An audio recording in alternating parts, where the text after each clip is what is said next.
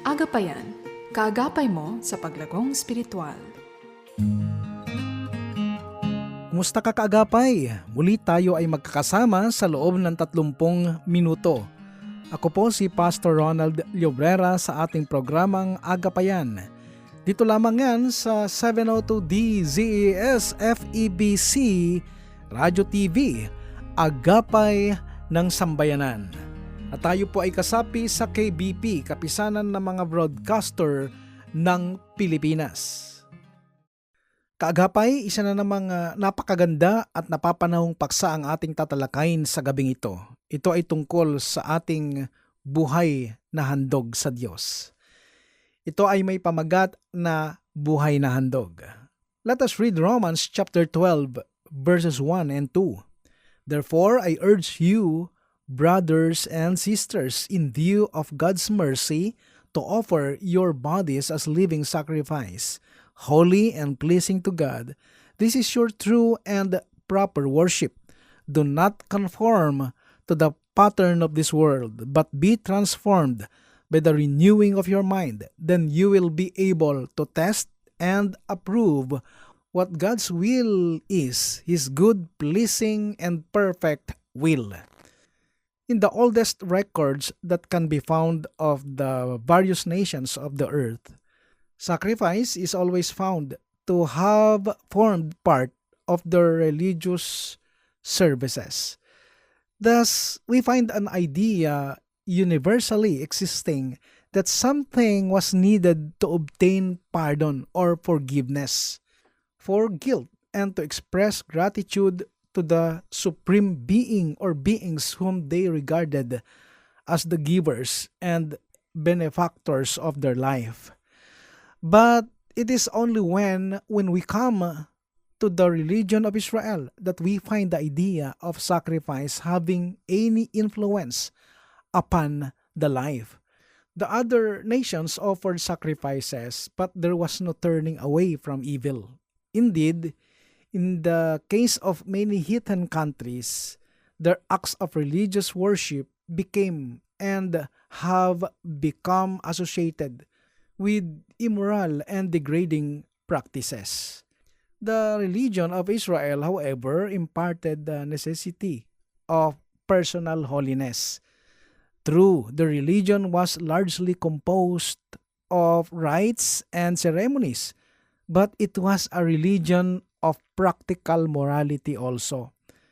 Very plainly, the Jewish psalmist recognizes that it is the sacrifice of a broken and contrite heart that is most acceptable to God, and that without this, it is useless to offer the blood of bulls and goats. But the high principles of the religion were sadly neglected by the Jews in later years. In the time of Jesus Christ on earth, the religion of most of them was a religion of ritual and routine. He told the Pharisees that however they outwardly appeared righteous unto men, within they were full of hypocrisy and iniquity. But Jesus came to teach men through religion. The worship that He demands is a worship in spirit and in truth. The sacrifice that He requires is a sacrifice of our life. He wants the activities and energies of body, soul, and spirit to be consecrated to His service. Now, this is what the apostle means when he speaks of presenting our bodies as a living sacrifice. Buhay na handog or living sacrifice. First, it is to be a sacrifice of our feelings. Ang ating buong puso ay isusuko natin sa Diyos upang sa ganon, ang mga bagay na tama sa ating buhay ay lalong mapalago at mapalakas, at anumang mga bagay na mali sa ating buhay ay mapahina at tuluyan ng mawala. Many Christians render to Christ an imperfect sacrifice. Hinahayaan lang nila ang kanilang sarili na matangay ng kanilang damdamin na kung saan ito ay pabago-bago. Hinahayaan nila ang kanilang sarili na salakayin ng kasalanan at patuloy na nagsasabing, ganito talaga ako eh, wala na akong magagawa pa.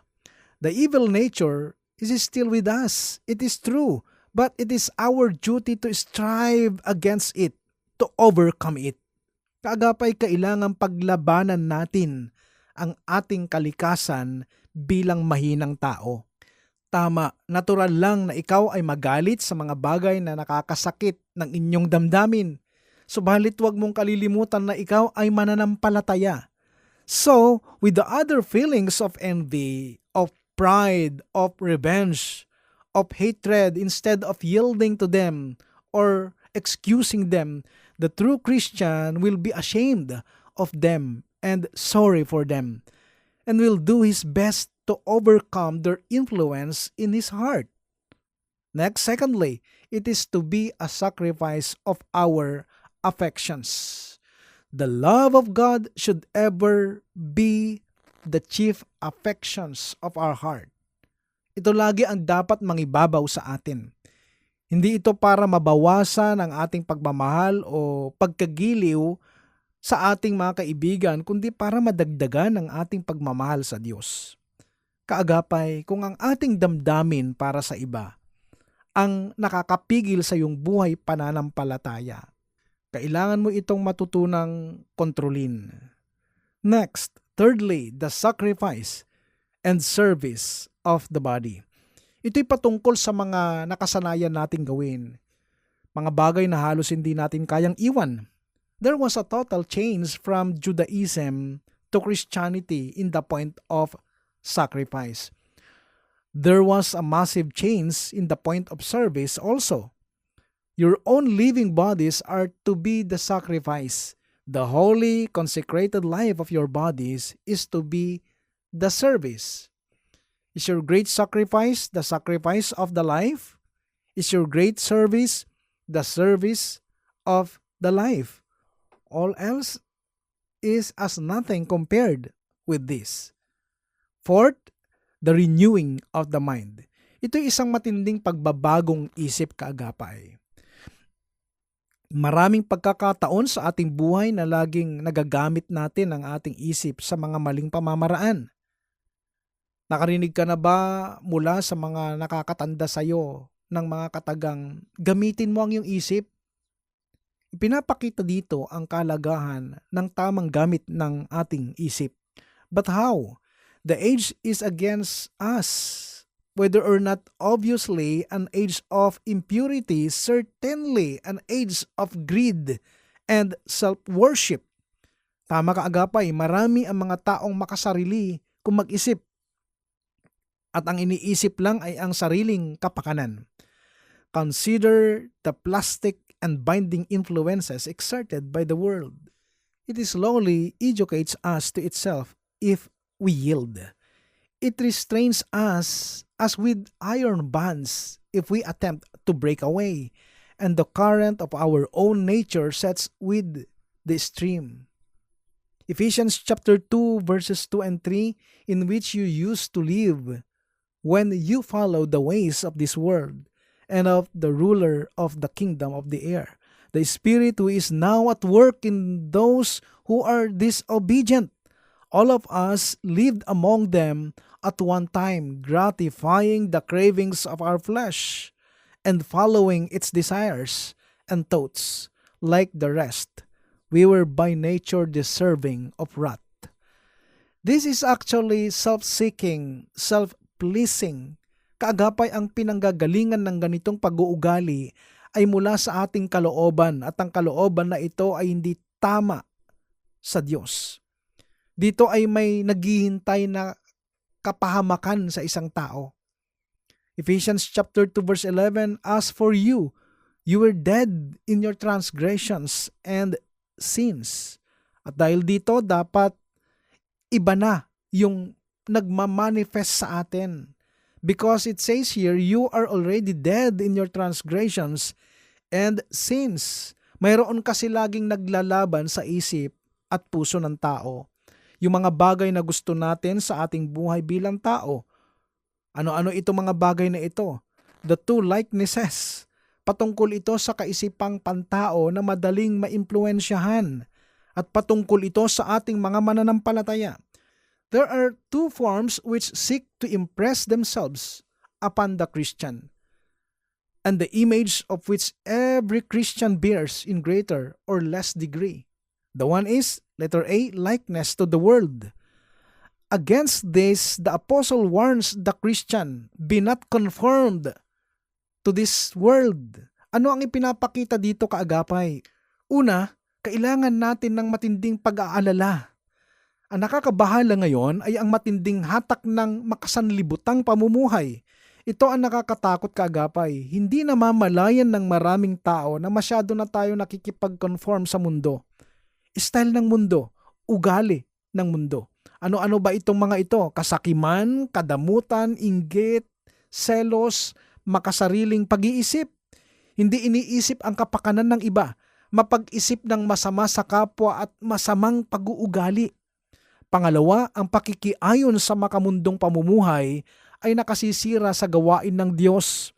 The result was tragic to the spiritual life and ultimately to the temporal prosperity of the church. Ito ang mga nakakahadlang sa paglago ng isang simbahan.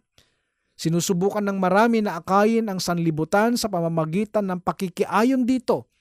Subalit may mga hakbang na tayong nagagawa na hindi na nakapagbibigay ng kaluwalhatian sa Diyos at tayo ay hindi na nagiging tapat sa Kanya.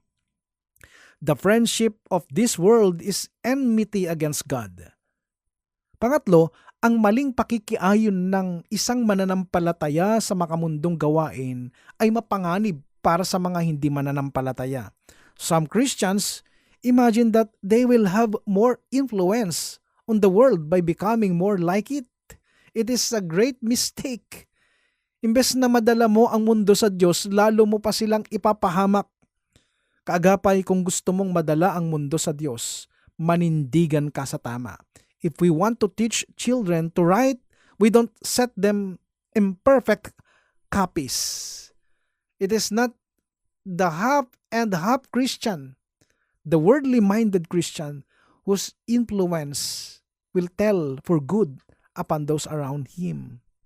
If we are to make the world better, it can only be by keeping before us as Christians a high ideal of what the Christian life ought to be, and by striving faithfully and with the help of divine grace to live up to it. Christians are living letters, known and read of all men. What kind of copy are we setting to the world?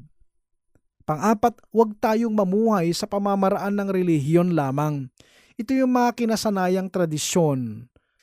Kaya maraming naiilang pagdating sa pananampalataya. Maraming umiiwas sa mga taong nagdadala ng salita ng Diyos. Sapagkat para sa kanila, ito'y isang kabiguan na hindi nila masabayan. Na tila bagang laging iniisip ng tao na kulang ang kanyang mga ginagawa para sa Diyos. At dahil ito'y sa pamamaraan ng relihiyon. Kagapay, ang mahalagang bagay na maipamuhay natin ay ang tamang relasyon natin sa Diyos at hindi ng relihiyon. Panglima, huwag tayong mamuhay ayon sa layaw ng laman. Ito'y mga pansamantalang bagay lamang sa ating buhay, pansamantalang kasiyahan, pansamantalang kaligayahan, pansamantalang kapayapaan at hindi magtatagal. Dadalhin ka rin nito sa magulo at lugmok na pamumuhay. Let us not bear the world's likeness. Come ye out from among them and be ye separate. Be not conformed to this world. Okay, a while ago, it is a likeness to the world. Now, it is letter B, likeness to God. The Bible said, but be transformed by the renewing of your mind. Kaagapay, ito lamang ang paraan upang tayo ay makaiwas sa makamundong pamumuhay. Likeness to God will exclude likeness to the world. The more desire we have for God, the less we shall have for the world. The more we think of the soul, the less we shall be anxious about the body. The more we think of eternity, the less we shall think of this present world. The more we think of the judgment of God, the less we shall think of the judgment of men. Ang unang hakbang lamang ay ang pagbabago ng isip. An external influence is here implied. We cannot renew our own minds. Except a man be born from above, he cannot see the kingdom of God. This is rightly called the saving change. At ang pagbabagong ito ay ang pagsisimula ng buhay pananampalataya. It is to pass from death to life. Old things pass away. All things become new. There is a new way of looking at things. Magiging maganda na ang tingin mo sa paligid mo. Mawawala na ang pagiging negastar mo. Magiging maayos na ang mga turing mo sa iba. Na sa panahon ng pagkukulang ng kapwa mo, hindi ka na mag-iisip ng masama sa kanila. Bagkus masasabi mo, ako din naman ay maraming pagkukulang. Pinatawad at nilinis lang din ako ng Diyos. And we look people how Jesus sees them. We love people how Jesus loved them. This is the result of the Holy Spirit working in us, producing in us likeness to God, transforming us into His image, bringing every thought into captivity to the obedience of Jesus Christ. Ang pagbabagong ito ang magsisimulang makaaapekto ng iyong buong buhay at ng iyong pamumuhay. It will affect your business. Gagawin mo na ito na hindi na sa maling pamamaraan ng mundo, kundi sa pamamaraan ng Diyos na siyang pinanggagalingan ng katagumpayan at paglago. It will affect your relationship na hindi ka na mabubuhay sa mga maling relasyon, na ang aspetong ito ng iyong buhay ay lagi nang magbibigay kaluguran, kaluwalhatian at karangalan sa Diyos. It will affect your amusements or enjoyments. Hindi na magmumula sa sanlibutan ang magpapasaya sa iyo. Hindi na pera o kayamanan ang magpapapayapa sa iyo. Hindi na love life ang magpupuno sa kakulangan ng buhay mo. At hindi na posisyon o title o anumang katanyagan ang hahabulin mo. Listen, I will end with this. Isa lang ang napatunayan ko sa aking buhay. Aminin natin na lahat tayo ay nanggaling sa likeness to the world.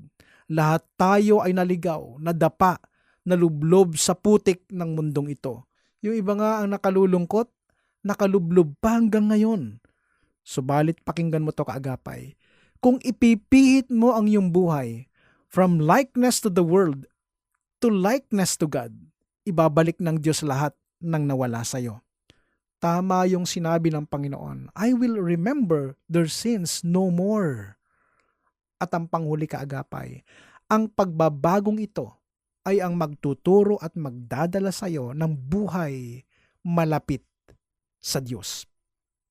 Yung buhay na palapit ng palapit sa Diyos, yung buhay na pabuti ng pabuti, yung buhay na paangat ng paangat, yung buhay na payaman ng payaman, at higit sa lahat, yung buhay na ganap at kasiyasiya para sa kapurihan ng Diyos. Sa Diyos ang lahat ng papuri, at dyan nagtatapos mga minamahal ang ating pag-aaral sa gabing ito sa ating paksang may temang ang buhay na handog. Inaanyayahan kitang muli sa susunod na Sabado sa kapareho-ring oras, 7:30 to 8 ng gabi. Kaagapay, kung mayroon kang katanungan or any concern with regards to our topic, maaari ka magpadala ng iyong mensahe sa 702 DZAS FEBC Facebook page or mag-text ka sa cellphone number 0999-223-5668. Ako po ay pansamantalang nagpapaalam, Pastor Ronald Llobrera po sa programang Agapayan. Pagpalain ka ng Panginoong Hesus. Agapayan, kaagapay mo sa paglagong spiritual.